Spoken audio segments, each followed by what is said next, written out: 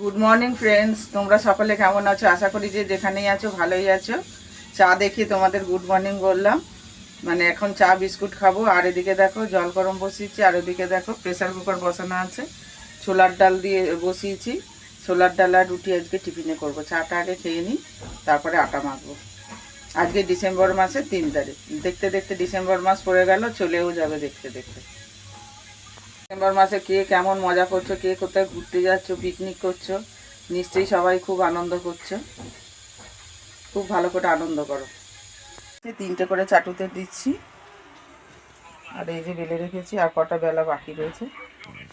ডাল, ছোলার ডাল, একটা আলু ছিল, আলু কেটে দিয়েছি, আর এই যে ডিমের ভুজিয়া দিয়েই খাবে রুটি। ডিম নিতে সকালে কিছুটা বাজার করে নিয়ে গেছি, আবার এখন ভাগ ভাগ করে টাকা দিয়েছি খুচরো বাজার। ডিম সিদ্ধ বসালাম, ডিমের ঝোল হবে। আর ছোলার ডাল দিয়ে রুটি সবার খাওয়া হয়ে গেছে। আর দাদা আসলে একটু আগে, দাদাকে আগে গরম গরম চা দিয়েছি, আর এই যে এখানে রুটিও বেড়ে দিয়েছি, রুটি খেতে দিয়েছি। তাহলে ভাত বসিয়েছি, আর আমার টিফিন খাওয়া হয়ে গেছে, রুটি ছোলার ডাল। আর ছোটো ছেলেকে তো কী দিয়ে খেতে দিলাম দেখালাম, ডিমের ভুজিয়া করে দিয়েছি। ডাল খাইনি, বাটিটা দিয়েছিলাম, কিন্তু ওই বাটি দিয়ে আমি খেয়ে নিয়েছি, ও খাইনি।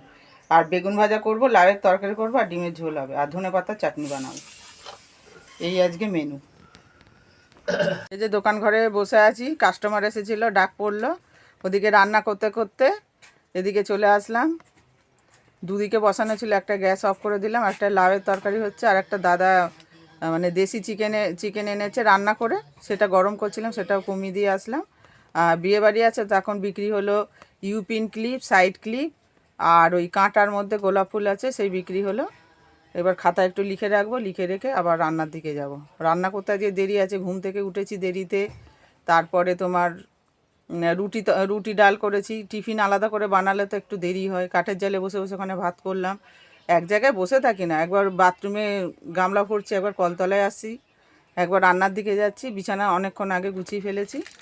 যাই হোক, চলো। একটা তেজপাতা তুলে নিয়ে এসেছি, কাঁচা, এটা শুকাতে হবে। আর এই যে এদিকে ভাত নামিয়ে দিয়েছি, এখনও গরম জলের দেখো জল দেওয়া হয়নি হাঁড়িতে, এবার দিয়ে দেবো।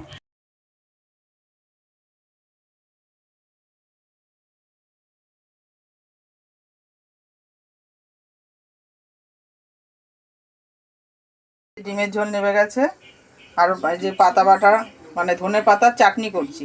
ধনে পাতা, টমেটো, কাঁচা লঙ্কা একসাথে বেটে একটু সামান্য তেল দিয়ে নাড়াচাড়া করে তারপর নামিয়ে দেবো। এই যে একটু শুকনো শুকনো হবে, তারপরে নামাবো। এই যে দাদাকে ভাত বেড়ে দিলাম, বেগুন ভাজা, লাউয়ের তরকারি, ধনে পাতার চাটনি, আর ডিমের ঝোল। দাদাদের তো তাড়াতাড়ি খাওয়ার অভ্যাস আছে, তাও 2টো বেজে গেছে, ঘড়ির কাঁটা 2:05।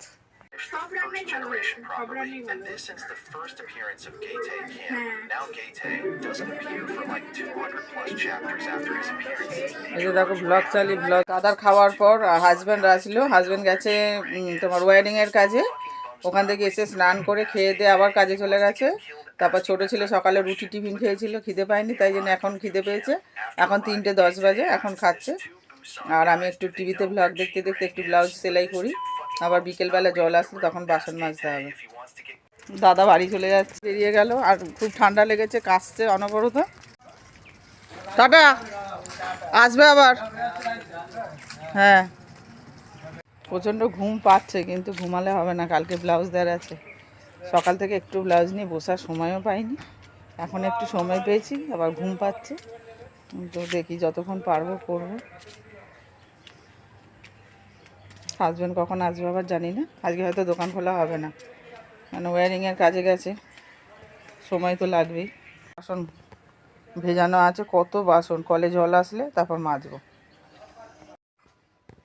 কালকে ওই বাড়িতে গেছিলাম, আমাদের যার একটা বাড়ি আছে তোমাদের বলেছিলাম, দেখিয়েওছি। ওই বাড়িতে গেছিলাম, শীতের কয়েকটা নাইটি ছিল ওখানে, শীতে কয়েকটা পোশাক ওখানে রাখা থাকে, হাউস কোটগুলো নিয়ে এসেছি। তা কালকে তো ভিডিও ব্লগ বানাইনি, আজকে সেই জন্য ওইটা তোমাদের সাথে, মানে এই ক্লিপের মধ্যে ক্লিপ তুলে রেখেছি, সেটা অ্যাড করে দেবো। এখন ব্লাউজ নিয়েই বসে আছি, এখনও শুইনি, এখন 4টে বাজে। এই যে দেখো আমাদের আরেকটা বাড়ি আছে, সেইখানে চলে এসেছি। এখানে আলমারিতে শীতের অনেক রকম পোশাক আছে, নিতে এসেছে। আর হাজব্যান্ড এখানে এসছে, বাড়ি একদম পরিষ্কার ঝকঝকে তকতকে করছে। তারপর গাছের ডাল ফাল কেটে এসেই ভাত আমাদের হয়।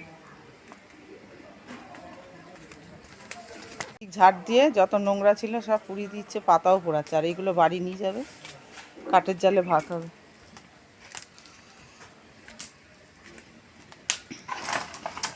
মাঝে মধ্যেই আসে সময় পেলেই, এই বাড়িতে এসে কাজ করে। আপনি আগুনের শিখা দেখো, শুকনো পাতা না। এই যে আমাদের ঘর দেখো, যারা ভাড়া ছিল এখানে তারা এই আলপনাটা এঁকেছে। আর পাপোশগুলো আমি কিনে কিনে এনেছি। আর এই দেখো আমাদের এই জলের ড্রাম এগুলো সব রেডি আছে। মেশিনটা কোথায় রেখেছ? এখানে সব দেখো বাতিল জিনিসপত্র আছে, দরকারি জিনিসপত্র আছে এখানে। এই যে ঘর, এখানে দুটো চেয়ার কিনে রেখেছে আমার হাজব্যান্ড। এই যে আমার সেলাই মেশিন ছিল।